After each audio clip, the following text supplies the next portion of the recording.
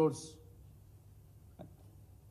ఇంకా దారుణం ఏంటంటే ఈ కంపెనీ బాధితుల లిస్టు కూడా చాలా పెద్దగా ఉంది. వాళ్ళ టెస్టిమోనీస్ చూస్తే రమేష్ శర్మ గారు CEO ఆఫ్ ఆంబర్గ్ ఇన్ఫోకాన్ అనే వ్యక్తి లింక్డ్ఇన్లో ఈ కంపెనీకి వ్యతిరేకంగా is Meinhardt group building empire by not paying sub consultant, అంటే సబ్ కన్సల్టెంట్స్ సబ్ కాంట్రాక్ట్స్ ఇచ్చి వాళ్ళకు పేమెంట్లు కూడా చేస్తలేరని ఏకంగా వాళ్ళ బాధితులు పెద్ద పెద్ద CEOలు. ఈ CEO MBA in IMT college ఆంబర్గ్ ఇన్ఫోకాన్.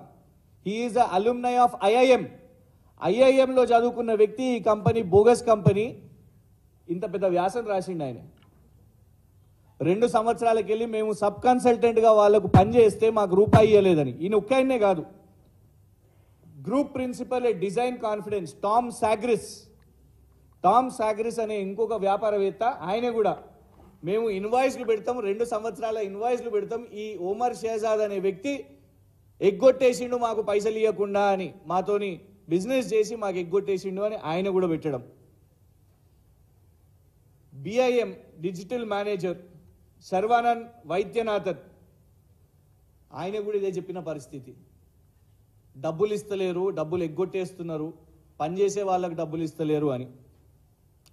Director at Arcop associates private limited Nitin Gupta, వాళ్ళు కూడా పనిచేస్తే ఇదే మెయిన్హార్ట్ అనే కంపెనీకి పనిచేస్తే అసలు poor services, the services that they offered were extremely poor, and later we found out that they had outsourced it to some individual engineers without our approval or knowledge. వీనికే contract ఇస్తే మళ్ళీ వీడి వరకు అవుట్ సోర్సింగ్కి ఇచ్చిండంట.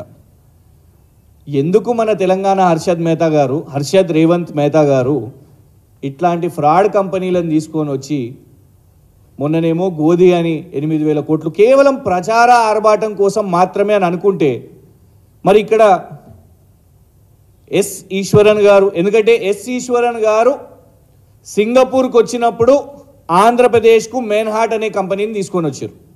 చంద్రబాబు నాయుడు గారు first time సింగపూర్కి 2014-15లో వారు ముఖ్యమంత్రి అయినప్పుడు, అంటే రాష్ట్రం విభజన అయిన తర్వాత ఆంధ్రప్రదేశ్కి ముఖ్యమంత్రి అయినప్పుడు అక్కడికి వెళ్ళినప్పుడు, సింగపూర్కి వెళ్ళినప్పుడు కలిసిన కంపెనీలలో ఇదొకటి మెయిన్హార్ట్.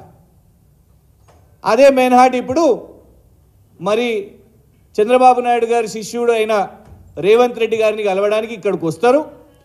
వీరేమో ఆల్రెడీ ప్రచార ఆర్భాటంలో చాలా ప్రసిద్ధిగాంచిన సంస్థ, చాలా పేరున్న సంస్థ, వాళ్లకు మనం మూసీ నది కార్యక్రమము మొత్తము పరిశుభ్రత చేయడానికి దాని ప్రాజెక్టు అప్పజెప్పేస్తాము అని, ఎలాంటి టెండర్ లేకుండా అని ప్రకటనలు, లుకౌట్ నోటీస్ అంతర్జాతీయ క్రిమినల్కు 3,000 కోట్లు ఎగవేత చేసిన క్రిమినల్కు ముఖ్యమంత్రి గారు పక్కన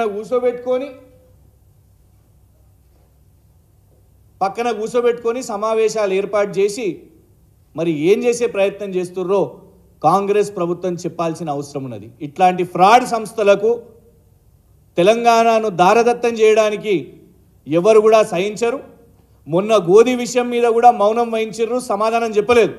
ఎట్లా 27 లక్షల కంపెనీకి 8,000 కోట్ల పెట్టుబడి ఎట్లొస్తుంది అనేది ఆ ప్రకటన, దాని మీద సమాధానం లేదు.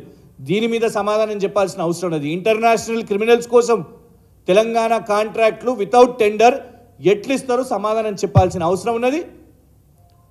కేడీలకు తెలంగాణ సచివాలయం ఎందుకు ఎంట్రీ వస్తుంది, ఎందుకు ఆడియన్స్ ఇస్తున్నారు, ఈ కంపెనీని ఎందుకు ఎలివేట్ చేస్తున్నారు, దీని వెనుక కమిషన్లు ఉన్నాయా అనేది ఇవాళ సమాధానం చెప్పాల్సిన అవసరం ఉన్నది. హర్షద్ రేవంత్ మేతా గారు ఈ స్కాములు ఫ్రాడ్లు చేయడానికి మీకు రెడ్ కార్పెట్ ఇవాళ మేము ఎవ్వరం కూడా ఇవ్వలేదు. ఖచ్చితంగా ప్రశ్నిస్తాం. ఇవాళ ప్రశ్నిస్తే మళ్ళీ ఇంకొక సమస్య ఏమున్నదంటే వాళ్ళు ఇష్టం వచ్చినట్టు మాట్లాడతారు, అడ్డం పొడుగు మాట్లాడతారు. ముఖ్యమంత్రి మాట్లాడతాడు, ఓడిపోయినా అని మాట్లాడతాడు, రేపేదో అవకాశాలు కావాలని ఇంకొందరు మాట్లాడతారు. జీవన్ రెడ్డి గారు ఓడిపోయారు, వారు ఎమ్మెల్సీగా కూడా ఉన్నారు, వారికి ఏదో మంత్రి పదవి కావాలనుకుంటారు. రోజు ప్రెస్ మీట్ పెట్టి బాధుడే. ఆయనే సరిపోయింది అనుకుంటే ఇంకొక వ్యక్తి మైనంపల్లి హనుమంతరావు ఫ్రస్ట్రేషన్లు ఉన్నాడు కావచ్చు, ఎలక్షన్స్ ఓడిపోయిండని. ఎన్నిక ఓడిపోయిండు, ఆయనకి ఏదైనా పదవి కావాలంటే అడగొచ్చు. ముందే అక్కడ ఏమైపోయిందంటే ఇప్పుడు ఎంపీ టికెట్ల కోసం కుటుంబాల రేసులు ఉన్నాయి. బట్టి విక్రమార్క గారు సతీమణి, బట్టి విక్రమార్క గారి సోదరులు, పొంగులేటి శ్రీనివాసరెడ్డి గారి తమ్ముడు, ముఖ్యమంత్రి గారి తమ్ముడు, జానారెడ్డి గారి పెద్ద కొడుకు, ఇది అయ్యేసరికి ఇప్పుడు మైనంపల్లి హనుమంతరావు వెనుకబడుతున్నా కావచ్చు అని ఆయన ప్రెస్ మీట్లు. పోనీ ప్రెస్ మీట్ పెడితే ఇట్లాంటి కేడీల గురించి ఇవేమన్నా మాట్లాడతారా అంటే అది కాదు.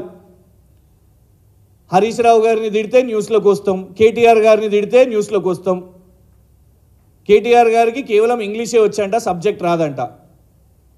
మైనంపల్లి హనుమంతరావు ఎంత కన్ఫ్యూజ్డ్ మనిషి అంటే ఒకసారి ఆయన ఎన్నికల అఫిడవిట్లో బీబీఏ డిగ్రీ అని పెడతాడు, ఇంకోసారి మళ్ళా ఇంటర్మీడియట్ అని పెడతాడు. అరే పోనీ డిగ్రీయా ఇంటర్మీడియటా అని అడిగితే ఎందుకు వచ్చిన పంచాయతీ అని ఈసారి ఎన్నికల అఫిడవిట్లో ఏ డిగ్రీ పెట్టలేదు, ఇంటర్మీడియట్ పెట్టలేదు, డిగ్రీ పెట్టలేదు. ఇంతకు ఏం చదువుకున్నాడో తెలియదు.